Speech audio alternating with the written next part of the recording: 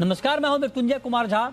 शाम के 5:30 बज चुके हैं और अगले आधे घंटे तक आपके सवालों का सबसे बड़ा मंच तैयार है। अगर आपने कमोडिटी में ट्रेड किया है या फिर नया ट्रेड करना चाहते हैं, आप जानना चाहते हैं कि आपके लिए कहां पर कमाई के मौके बनेंगे, तो आप सवाल पूछिए। नंबर आप नोट कर लें 02223001634। इसके अलावा आप 02223001635 पर भी अपना सवाल पूछ सकते हैं।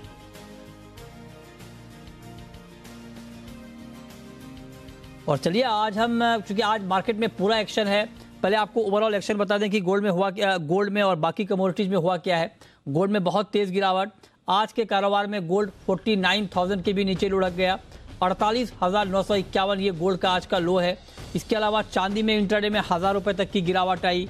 नेचुरल गैस, जैसा कि अभी हमने आपको बताया, ग्लोबल मार्केट में 12%, इंडियन मार्केट में 4% तक लुढ़ के। मेटल में भी गिरावट आई। तो ओवरऑल चौतरफा बिकवाली का माहौल बना हुआ है। ऐसे में सवाल यह है कि बिकवाली के इस माहौल में आपको करना क्या है।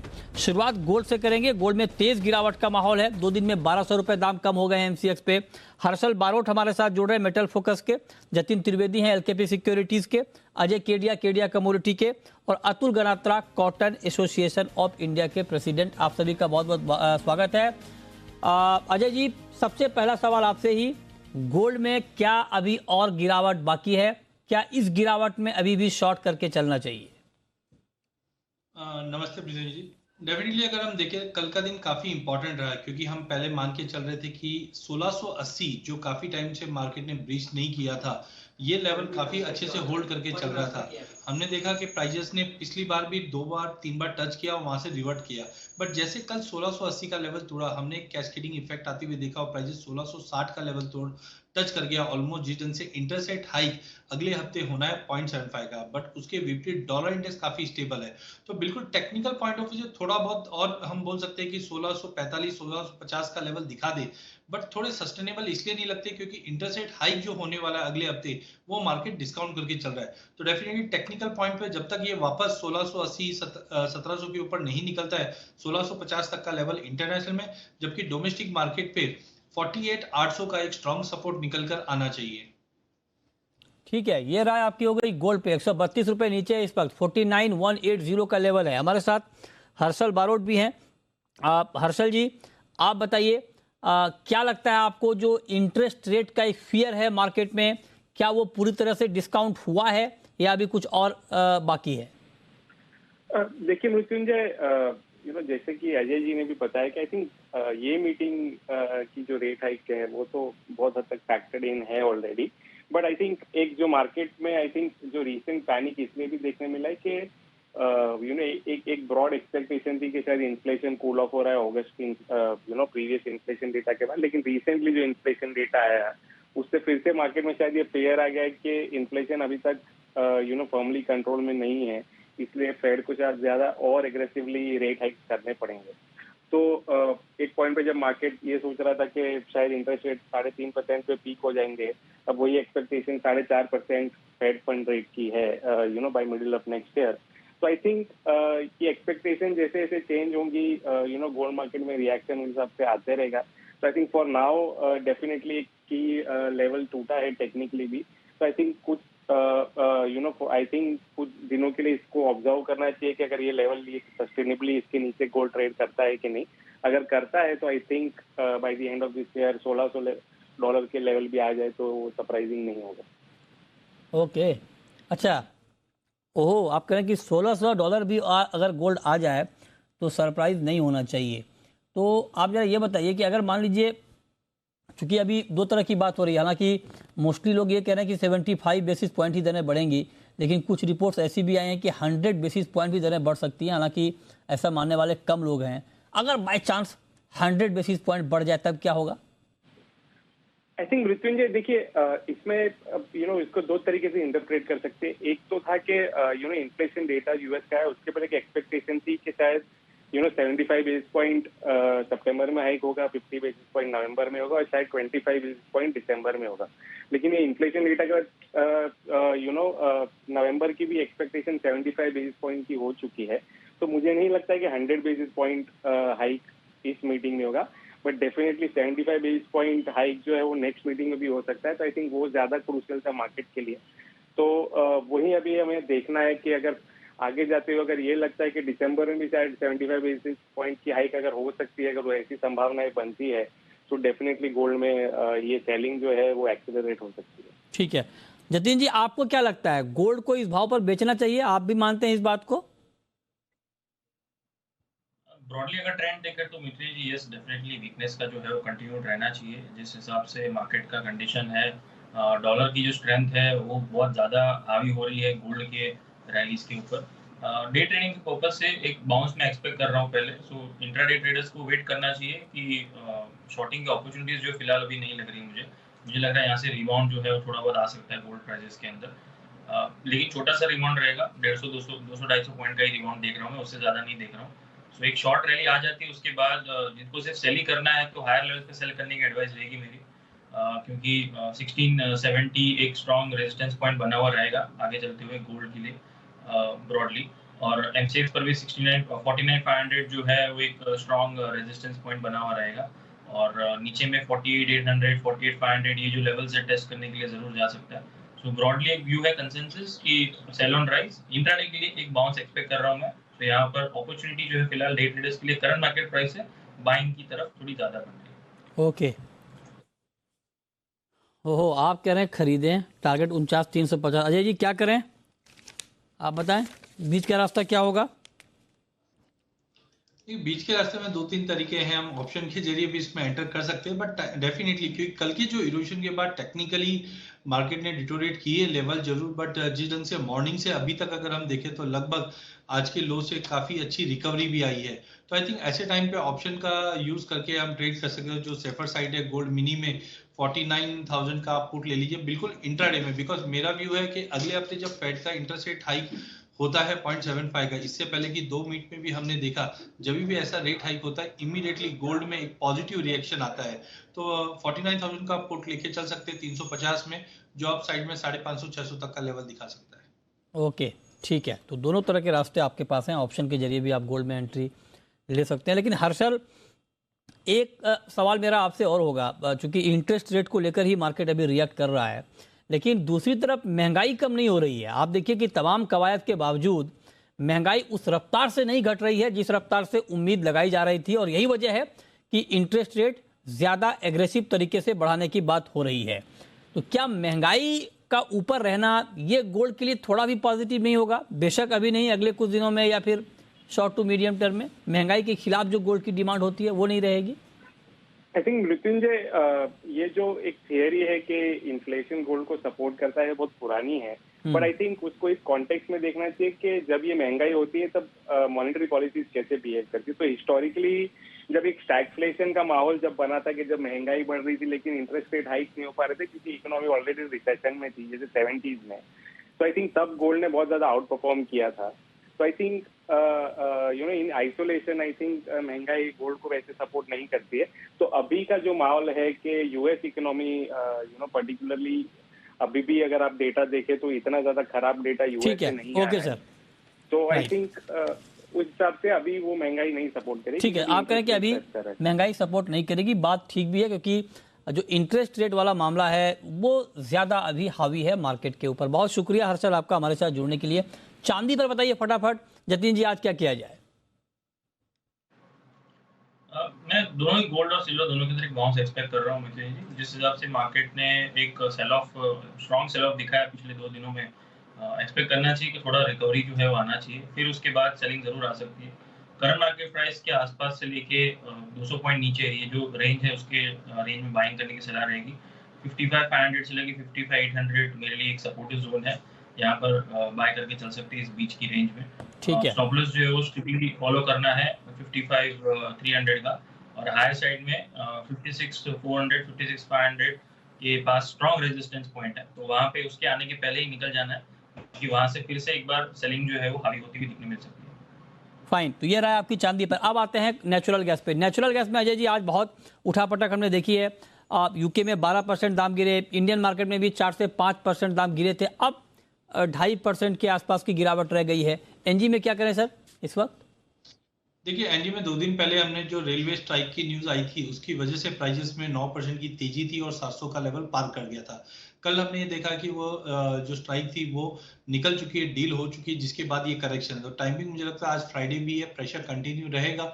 जो डाउन साइड में 635 638 तक के लेवल दिखा सकते हैं। तो सैलॉन जंप की रणनीति अपना के चलिए इंट्राडे। प्राइस तेजी पर बिकवाली, ये राय नेचुरल गैस पर आपके लिए। क्रूड में क्या करें जतिन जी, क्या कच्चे तेल में भी तेजी पर बिकवाली वाली स्ट्रेटेजी बनानी चाहिए? ब्रॉडली ट्रेंड डेफिनेटली नेगेटिव है, लेकिन जैसे मैंने गोल्ड सिल्वर के लिए बताया कि यहाँ पर बाइंग जो है वो थोड़ा ज़्यादा फेवरेबल लग रहा है, क्योंकि टेक्निकल बाउंस बैक जो है यहाँ पर सपोर्टिव है ज़्यादा सभी कमोडिटीज के लिए। इनफैक्ट मैं सभी कमोडिटीज के लिए मैं व्यू पॉइंट दूंगा कि इवनिंग सेशन जो है वो थोड़ा पॉजिटिविटी का रह सकता है। लेट इवनिंग सेशन में प्रॉफिट बुकिंग आएगी, लेकिन फर्स्ट इवनिंग सेशन में मुझे लग रहा है प्रॉफिट जो है ये शॉर्टेस्ट जो अपनी पोजिशन काटेंगे, हायर साइड पे जरूर सेलिंग आ सकती है। तो यहाँ से 6950 6975 ये जो लेवल है क्रूड जो है एक बार दिखा सकता है आपको। और लोअर साइड में मुझे लग रहा है सेफ साइड के लिए स्टॉप लॉस भी जरूर मेंटेन करके चलना है, वो है 6780 का। ओके, चलिए मेटल मार्केट में भी आज कमजोरी हमने देखी है। अभी भी आप देखिए एल्युमिनियम करीब 1.5% नीचे है। जिंक अक्टूबर वायदा 2.5% के आसपास की गिरावट वहां पर दिख रही है। कॉपर में भी कमजोरी है, कॉपर का अक्टूबर वायदा 0.5% नीचे है। करंट कॉन्ट्रैक्ट भी ऑलमोस्ट 0.25% के आसपास नीचे है। क्या राय है आपकी मेटल में अजय जी, आज के लिए कहां पर ट्रेड आप देख रहे हैं मेटल में?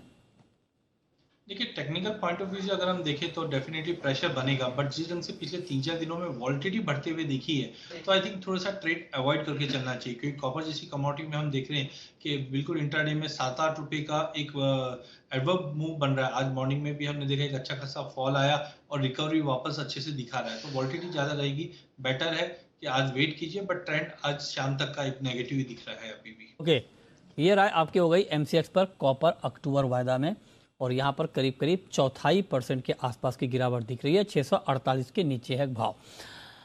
अब आते हैं कॉटन पे। कॉटन में कोहराम मचा हुआ है, तेज गिरावट कॉटन की कीमतों में। और आप देखिए कि आज एमसीएक्स पर कॉटन का भाव 1120 रुपये, इस वक्त जब मैं आपसे बात कर रहा हूँ 33,700 के नीचे कॉटन का भाव है। और बहुत तेज गिरावट है, 3% से ज़्यादा की गिरावट कॉटन में आ गई है। महीने भर में 30%, जी हाँ 30% कॉटन के दाम गिरे हैं। ये वही कॉटन है जो एक वक्त 50,000 के भाव पर पहुंच गया था। हमारे साथ अतुल गनात्रा जी हैं, प्रेसिडेंट हैं कॉटन एसोसिएशन ऑफ इंडिया के। अतुल जी, गिरावट पूरी हो गई, बाकी है अभी?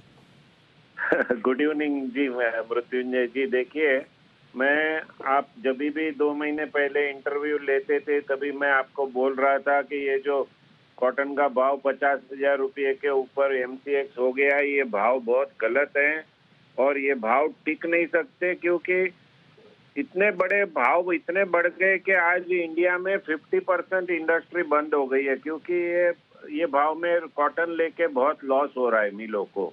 तो सर अब तो दाम कम हो गए। नहीं, अब दाम कम हुए हैं तो अब हमें ऐसा लगता है कि जो मिलें बंद हो गई है ना, वो ऐसा लग रहा है कि 1 अक्टूबर से स्लोली जो बंद मिलें हैं वो स्टार्ट होएगी। अच्छा, पर उसमें कैसा है मृत्युंजय जी, कॉटन घटता है 2,000 रुपया और उसके सामने यान का भाव घट जाता है 4,000 रुपया। कॉटन के भाव के हिसाब से यान वाले डबल कम कर देते हैं। अच्छा, तो मिल वालों को पैरिटी ही नहीं आ रहा है। अरे सर मतलब कमाल है, दाम बढ़ने पर भी पैरिटी नहीं, घटने पर भी पैरिटी नहीं, क्या किया जाए बताइए? नहीं, बड़ी मुश्किल, हमने ऐसा टाइम नहीं देखा। स्पिनर्स के लिए थोड़ा बहुत टफ टाइम है, मगर ऐसा लगता है कि देखिए एक बार भाव कम होगा तो डिमांड फिर से आएगी।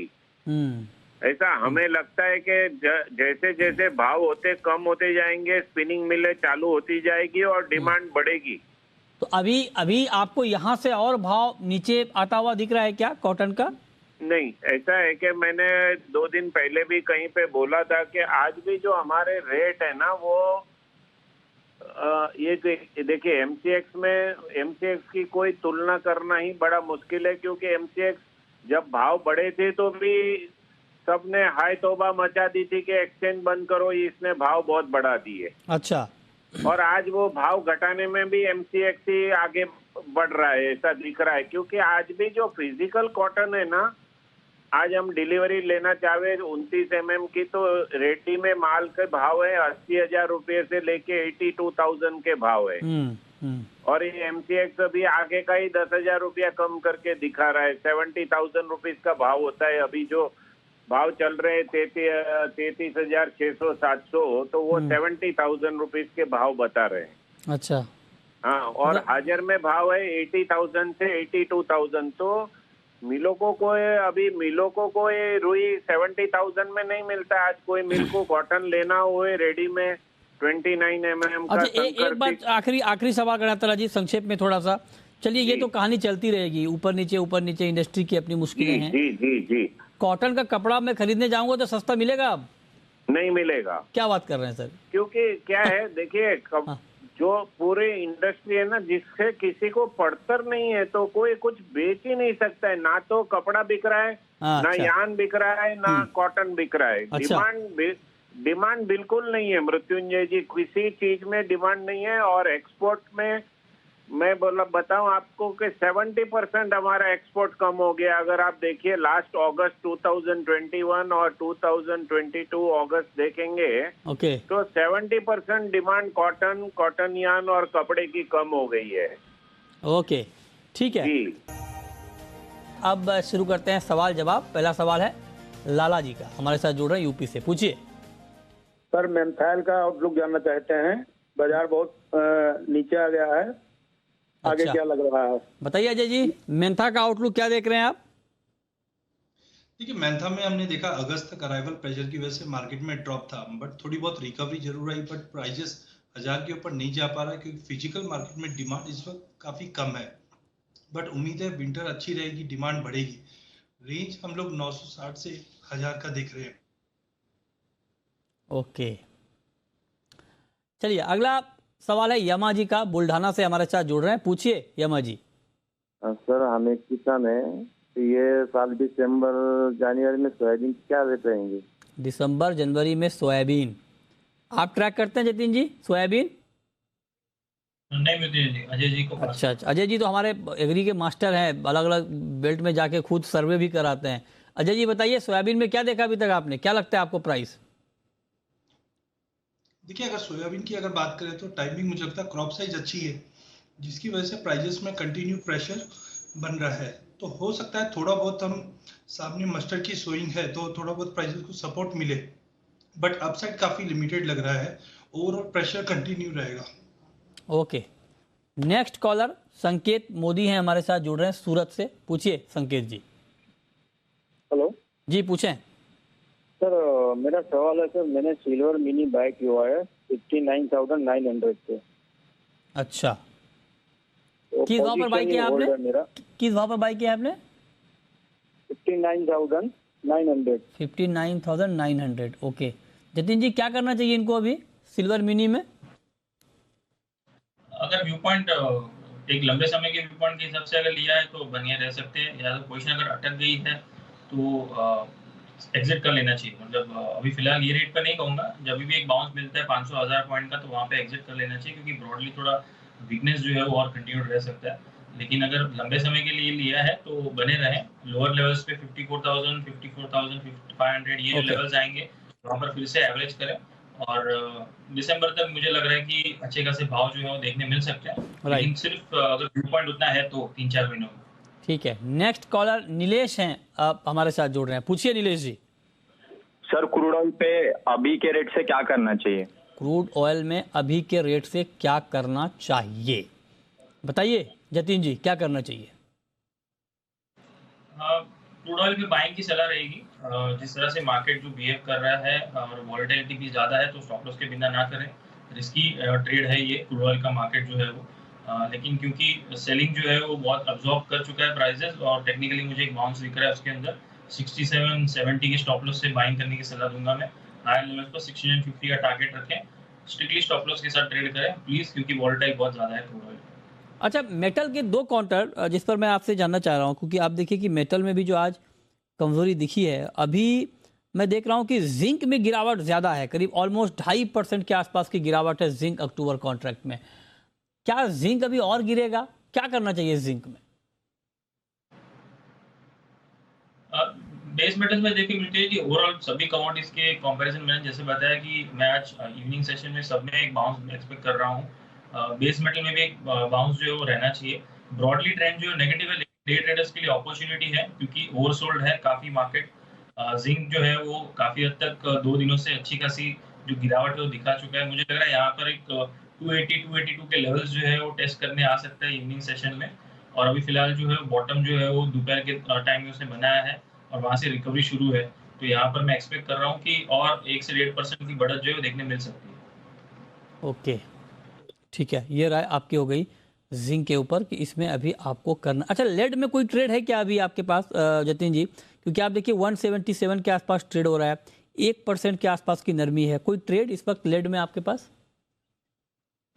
लेड में डे ट्रेडिंग के लिए अपॉर्चुनिटी कम रहती है मिथुन जी, क्योंकि ये कमोडिटी जो है बहुत ही स्लो मूविंग कमोडिटी है। तो अगर ब्रॉडली किसी को ट्रेड करना है तो एक व्यू पॉइंट बनाकर रखिए कि जब तक ये 172-173 के ऊपर है तब तक पॉजिटिविटी का कारोबार जो रह सकता है। एक रेंज बाउंड ट्रेड है लेड के अंदर। लोअर साइड में 174-173 आता है, हायर साइड में 185-184 के पास जाता है।